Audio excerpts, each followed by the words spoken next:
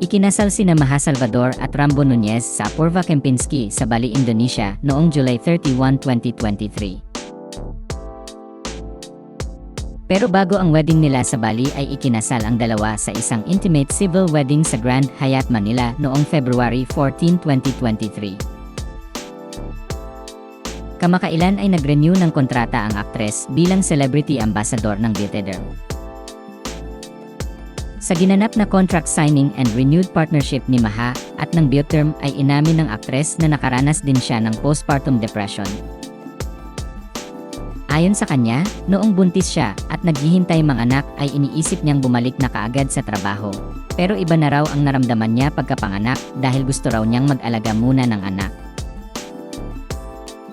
Alam niyo, nung buntis pa lang ako, siguro naiinip ako kasi nasa Canada ako, layo ko, napaka-workaholic ko. Basta ako kaya... Tumatawag ng madaling araw. Gusto mo video call? Nastos na dito. Sabi ko kay Rambo, pagka panganak ko, gusto ko na magtrabaho, ganyan, uwi na ako, trabaho.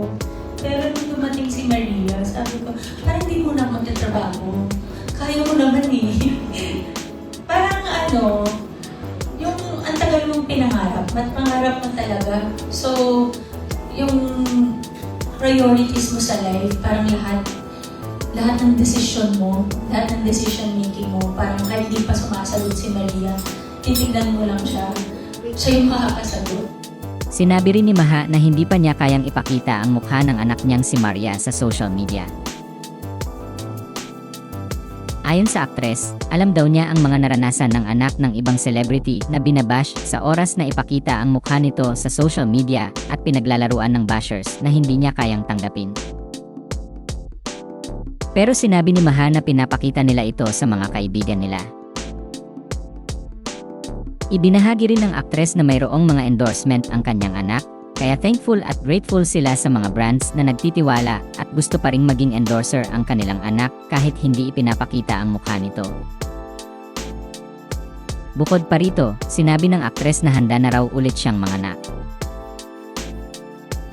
Ayon pa sa aktres, kahit na kinausap siya ng kanyang asawa na kung ayaw na niyang manganak ay walang magiging problema sa kanya. Dagdag pa niya, nakita raw ng kanyang asawa ang hirap na pinagdaanan niya sa pagbubuntis, lalo na noong manganak siya. Pero ayon sa aktres, nang nakita niya ang anak nila pagkapanganak niya sa Canada, ay sinabi niyang gusto ko pang manganak. Sabi ng asawa ko, kung ayaw ko na daw magbuntis, okay na sa kanya. Kasi nakita niya yung hirap ko.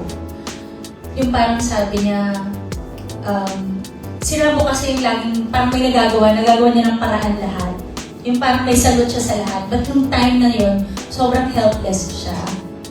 Na parang wala talaga siyang magawa. Tapos bit-bit lang niya yung anak namin. Tapos nakikita niya na parang lahat ng mga nurses and doctors ginagawa para maging okay ako.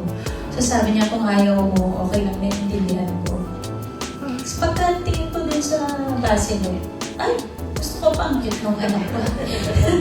Tatawa lang siya.